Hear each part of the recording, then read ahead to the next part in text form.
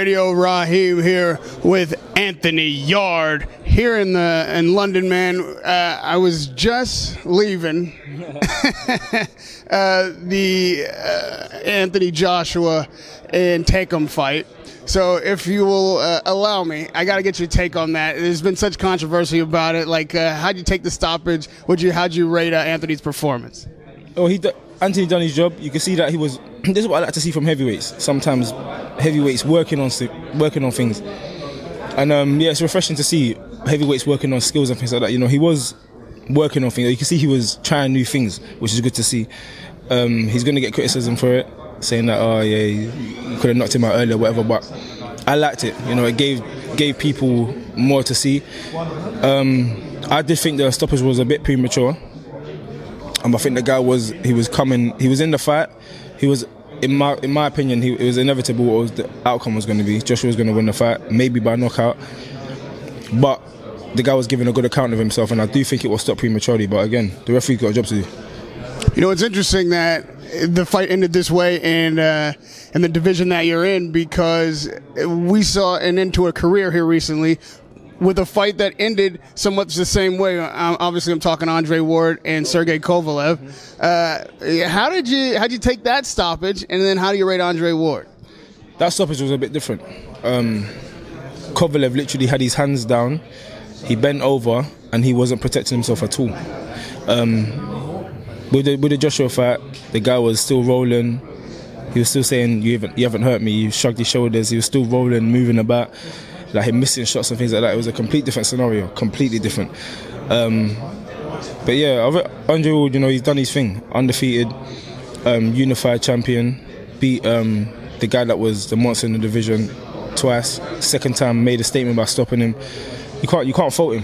You can't fault him, really. He's saying he's retired now. Me personally, I think he's going to come back.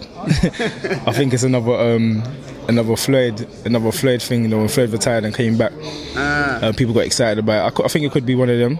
But Andre Wood, he has had a good career. He's someone that I respect. What he's done in boxing.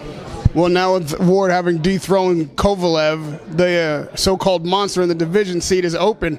How do you become that monster, and what's your plight like for 2018? Well, I'll become the monster with time. A lot of people think I'm the monster already, but I actually become that official monster with time. I believe everything's timing. There's no need for me to rush. And I do genuinely believe boxing is not a sprint, it's a marathon. If you're going to last long in the sport as well, you need to focus on yourself and literally just keep progressing.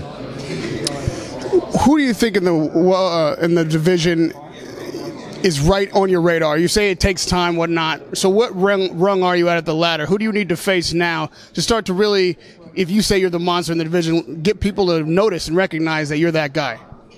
Well, this is just me as a person. I know people have done things differently before me, but I don't focus on nobody.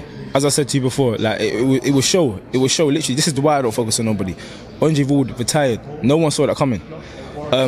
People were talking about me fighting Nathan Cleverly. Oh, that would be a good fight for you. He's a world champion, etc. Badu Jack beat him and then he retired. So it's not like he's still in the game and he can win a belt and then fight again. He's retired.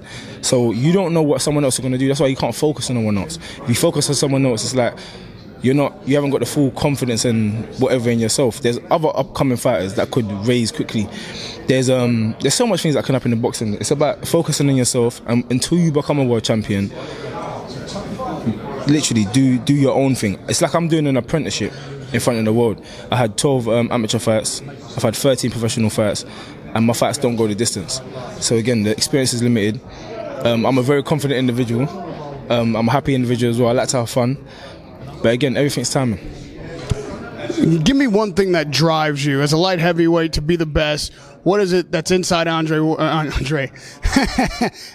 Yarde that makes you who you are, that makes you want to succeed in this particular very grueling, very demanding sport? Life. That's the only word I'll be able to use. Life. You know, so everyone's life's different. Everyone goes through different struggles, and how you deal with them struggles makes you the person you become. So literally, I'm one of them people where I focus on myself. I look at situations I've been in before, and I look at how, not lucky, but I look at how good my life is now compared to how it was before. And I'm one of the people, I don't take things for granted. stay in the gym, stay working hard. And it's like, that's your appreciation to God. You know, you say, this is how much I appreciate it. I'm in the gym working, I'm having fun, I'm enjoying my life. You've given me a life to enjoy, so I'm enjoying it. Radio Rahim with Anthony Yarde. Good luck to you in your career, man. Always a pleasure to talk to you. We'll see you next time on this side of the pond. Radio Rahim, Anthony Yarde.